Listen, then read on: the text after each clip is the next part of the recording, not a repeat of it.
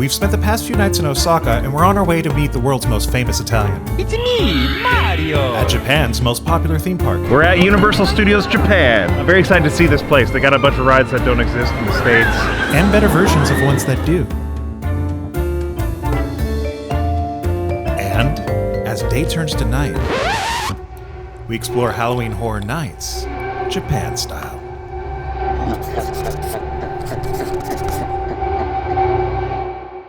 Upon entering the park, we were surprised to find ourselves back home. We went all the way on the other side of the planet to see Beverly Hills Gifts again. Which actually turned out to be a beautiful cafe and a great place to caffeinate. This is very, very well done. They actually stayed true to Art Nouveau in every detail. Leave it to the Japanese to be super meticulous. There's just so many details put into recreating these LA streets. These palm trees are a bit too nice though.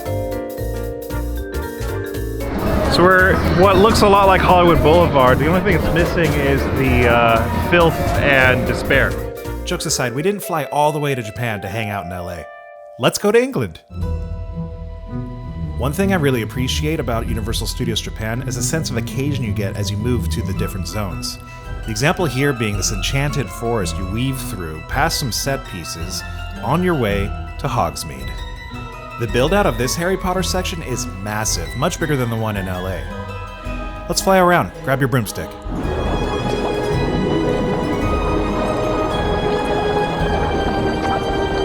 I'm immersed. I'm immersed in a land of whimsy and wonder. Hogwarts Castle here sits lakeside, which is pretty cool, and this is home of Harry Potter and the Forbidden Journey. This line finds you weaving in and out of the castle grounds, through the green room, and down into the dungeons, where I got to see Diana's Filch impression. You murdered my cat. I'll kill ya! I'll kill ya!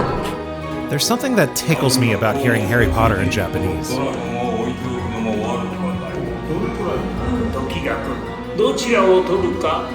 It's time we get sorted. Diana has her preference. Slytherin! Here finally are our carriages underneath the floating candles. No cameras allowed, but I snuck what I could. If you've been on this ride anywhere else, it's very similar. It's a motion simulator ride with screens and some dark ride sections.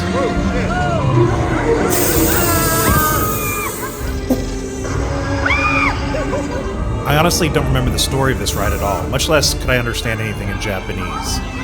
There's a Quidditch match, chasing a golden snitch, dodging a Death Eater, typical Harry Potter stuff. Honestly, I don't remember this ride being this long. I think because the castle's bigger, they can fit more stuff in it. All the animatronics were amped up and larger, and it was the definitely... dragon, how it came out of nowhere, that was... Actually kind of scared me. While on the topic of scary creatures, we're going to leave England behind and head to New England. The nautical northeast, where there be sharks. Here at Universal Studios Japan, they have a whole Amityville section. That's where the Jaws ride is. Reminds me of a New England restaurant, and I really want fish and chips now. I think the fish wants us. It's time to load on the boats. No cameras allowed again, but pretty much the experience was exactly this. From one Spielberg franchise to another, this is Jurassic Park, and it's another outstanding build-out. There's plenty of dining everywhere, and the restaurant actually looks like the visitor center. It looks like Jurassic Park, the park, in the movie. Jurassic Park, the ride, is closed down, unfortunately, but they have another, like, pterodactyl roller coaster that looks pretty aggressive. Actually, the most aggressive part of this ride was its wait, so we skipped it, headed to the gift shop where Diana made a friend.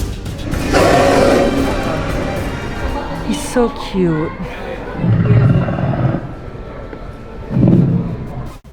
Guess where we're going next. This is Super Nintendo World, and this would have been a cool warp tube transition, except someone jumped out of the bushes to tell me to put the camera away.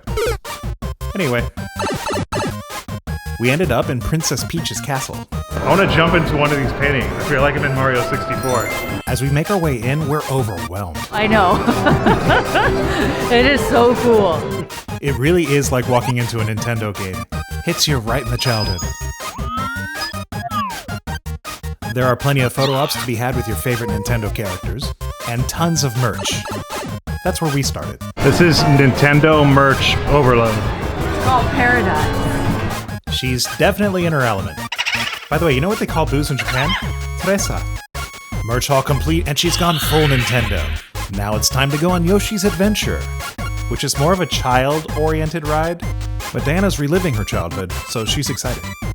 Hopping on the red Yoshi, and Yoshi's Adventure is an animatronic dark ride with some outdoor sections. It's actually a great way to get an entire aerial view of Super Nintendo World. The best attraction here is easily Bowser's Castle, which is home to the Mario Kart ride.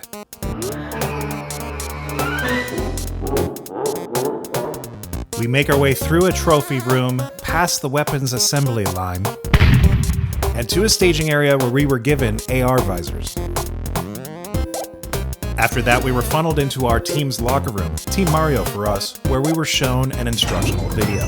I don't think I'm gonna need it. I dominate Mario Kart. I'm gonna kill this ride. We boarded our carts, and this ride was awesome. That might be one of the best rides I've ever done. I wanted to shoot it, but it wouldn't have looked like much anyway because a lot of it was augmented reality and it was very interactive, so I actually wanted to play the game.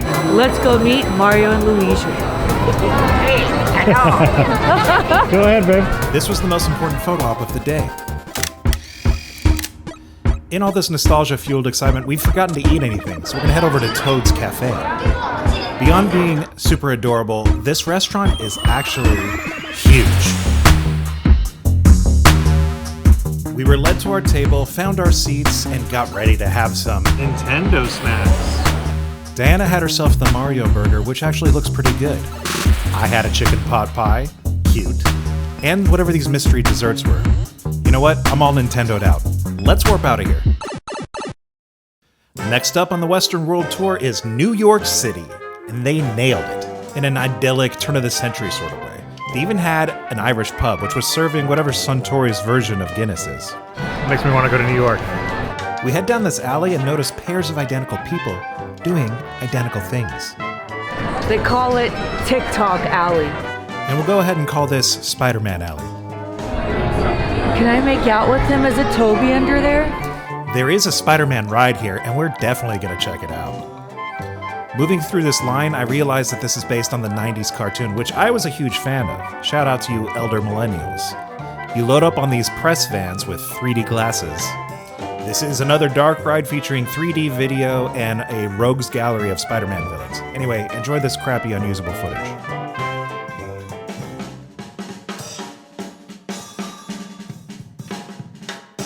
Alright, let's move on to some Horror Nights stuff. Cue the Horror Nights music. And here's our first Horror Nights maze. This is Resident Evil, and this is a Japanese understanding of what Russian food is. I'm curious to see what's going to happen next. We died. This was actually an awesome maze. They didn't let me shoot any of it, but there was a first-person shooter element. A lot of fun. Ready to see Chucky. They gave us 3D glasses, so I'm not sure what's going to happen in here. Hey, guess what their camera policy is? This guy was actually so irate, he just left and never came back. Chucky was awesome. Again, no cameras inside. Yeah, I don't know what the deal is with that. Even in like the line before you get into the thing, they're just like really anal about it. It's a great maze. So far, 2 for 2. The mazes here in Japan are superior to the ones back home, I'd say. I agree. Next up, not a maze, but a horror roller coaster. This is Sadako's Revenge. The ride takes place at an occult research lab. Ultimately, we started recognizing some of the imagery. We've just deduced that this is the ring, the ride. So this was a pretty high-speed roller coaster with a rotating carriage that also went up and down on a track. I feel like it was repurposed. Like I think it was the space ride before and they just turned off all lights. While we're on the topic of changing lighting, it's getting dark. And that means Horror Nights has begun.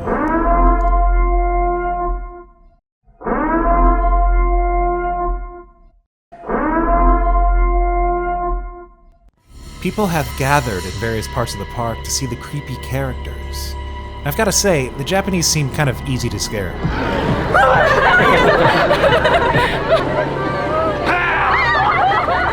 Behold the scariest character. Rawr! Got you. We continued exploring the park and realized there was a San Francisco section we somehow missed during the daytime. I think that was meant to be a typical San Francisco resident. Back at Jurassic Park, things have turned demonic. For some reason, and despite how late it is, there is a kids section, and it's full of children. There's nothing particularly horrifying about this, I guess, except for maybe Bert and Ernie's ball pit. we ultimately found our way back to Hollywood. Now it feels like Hollywood Boulevard. We're exiting the park. We're walking through Hollywood Boulevard again. I was excited to see this lit up at night, but it's horror night, so it's lit for horror nights and not how it would typically look with all the neon signage and old Hollywood Art Deco. But it's fun. Naturally, through all the chaos, Beverly Hills looks fine, and that pretty much wraps it up. Universal Studios Japan, done. Please like, share, subscribe if you haven't yet, and stay tuned for the rest of her adventures all over the world.